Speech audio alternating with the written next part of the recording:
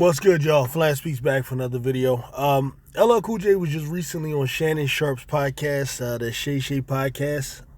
I'm just only going to talk about a certain snippet of it that I found to be relevant and leads me into talking about, some other talking points that I have. Well, Shannon Sharpe had asked LL Cool J who was his Mount Rushmore of Def Jam artists. Def Jam, the record label that was established by Russell Simmons that fielded probably is the most successful record label early on. They had, acts like Run DMC, who I believe were the first platinum artists. You had the Beastie Boys and so on, Public Enemy. The list goes on. And Shannon Sharpe asked him about his Mount Rushmore. The Mount Rushmore that he picked was included Jay-Z, Kanye West.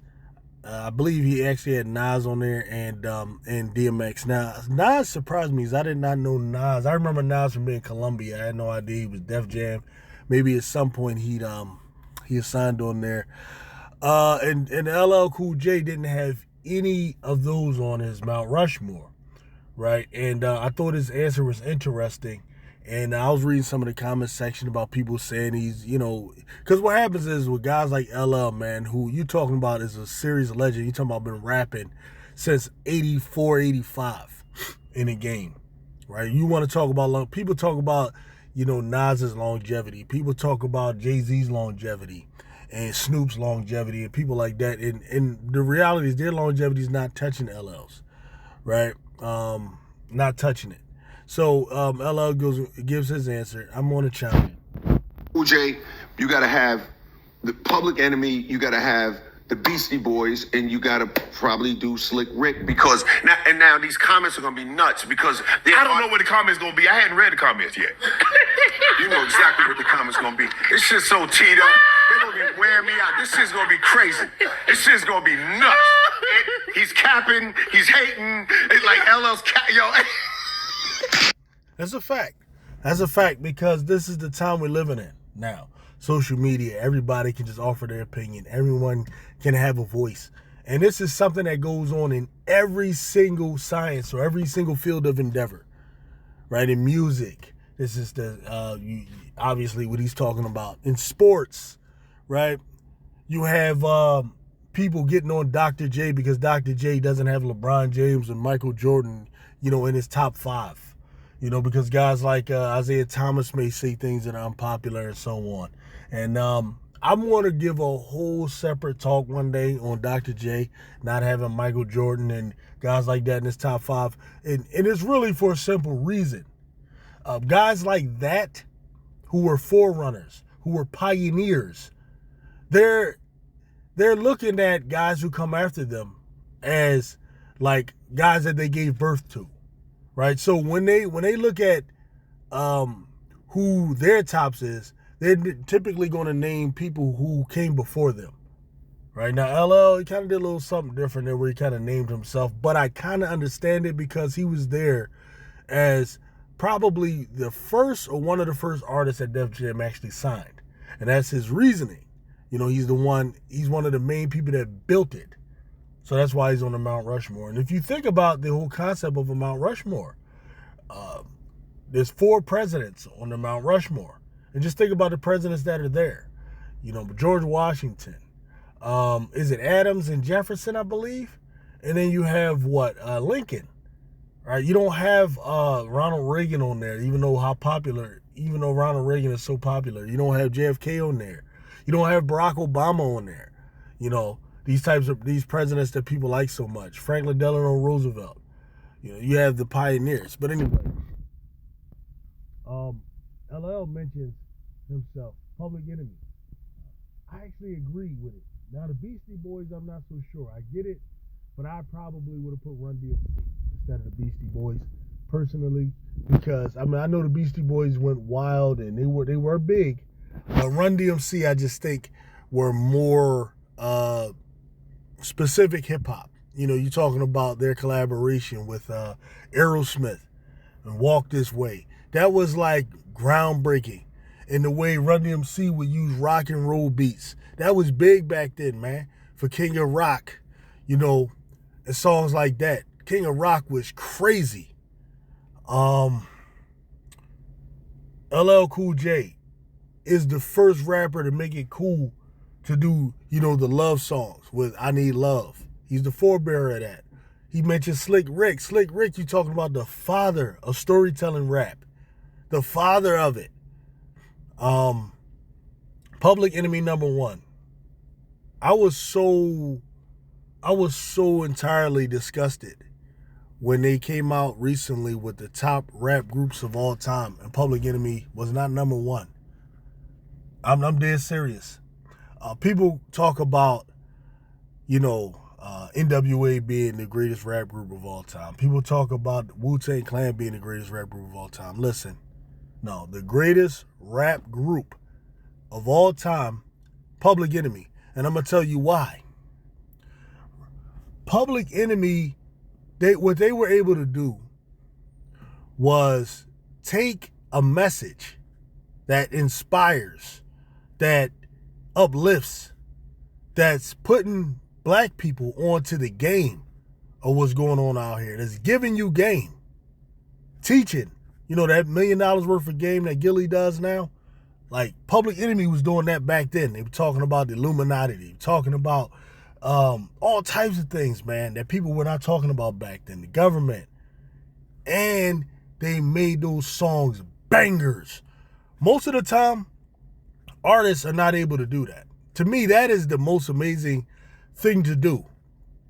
Like, when you talk about Rebel Without a Pause, Don't Believe the Hype, when you talking about, like, Welcome to the Terror Dome, when you talking about Black Steel in the Hour of Chaos, when you talking about, come on, man, I could go on and on.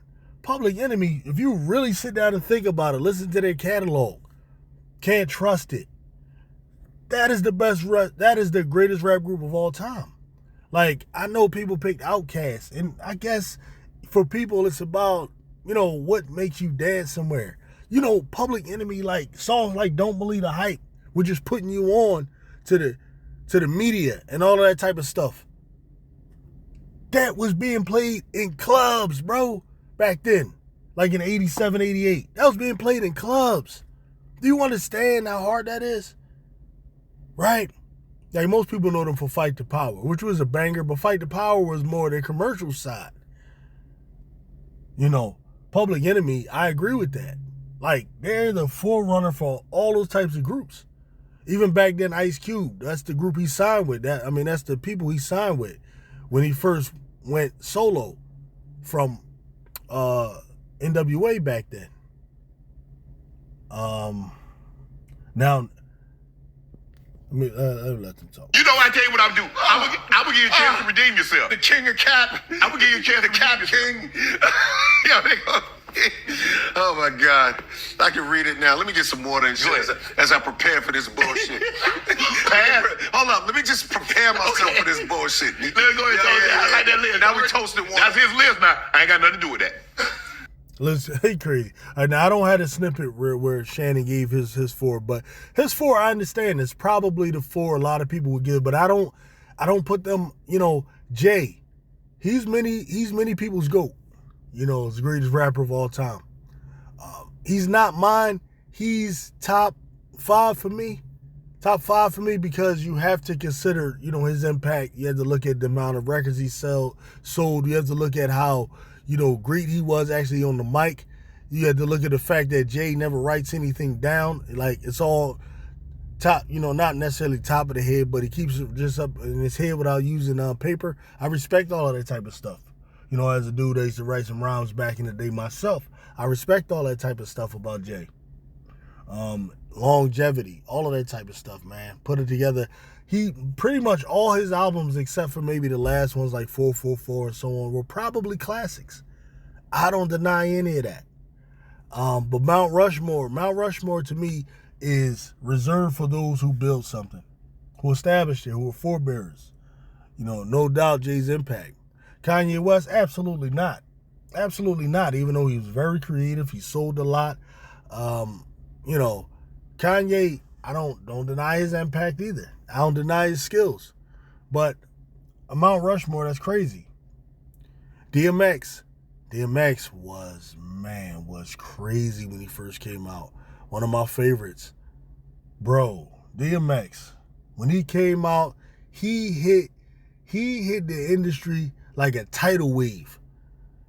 That DMX craze was wild. We're talking about the early 2000s. You know, he sold more records. He was selling more records than Jay-Z. Had he not had, you know, some of his personal issues, he could have been the top-selling rapper of all time.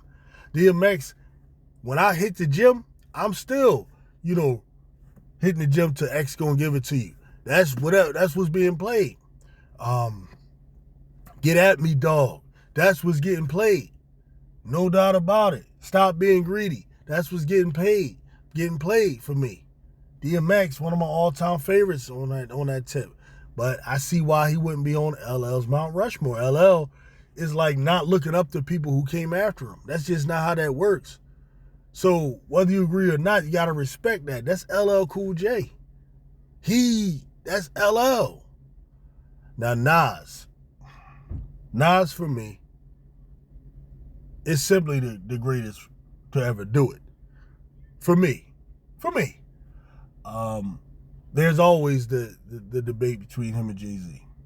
But for me, it's Nas because, you know, I'm not one of those dancer club types. And when I look at Nas and Jay-Z, to me, they're in a similar tier. But the only thing Jay has over Nas is the party stuff. He can make party raps, like some of his collaborations with Pharrell and stuff like that. That's not Nas's twist. Jay will make a party song for the club over Nas every day of the week. That's what he'll do.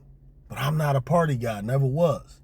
I'm the type of guy, man, when I get me when I used back then, we had CDs, I get me a new CD or whatever, give me a new album. I'm the type of guy, sit back in a lazy boy seat back in the day, spark something up, push play, and I'm just the type to zone out. That was me. So for me, I'm listening to them lyrics. I'm listening to the wordplay. I'm listening to the storytelling. I'm listening to all of those intricate aspects of rap. So for me, I'm always for a guy like Nas. I'm always for a guy like Black Thought. I'm always for a guy like Mos Def. You know, those are just always going to be my favorites. You know, Nas, he has that different eclectic mix of, he could talk street talk. He could talk, he could put you game with the, you know, the political stuff. Nas does it all. And he got some party stuff like Made You Look and so on. That's Nas.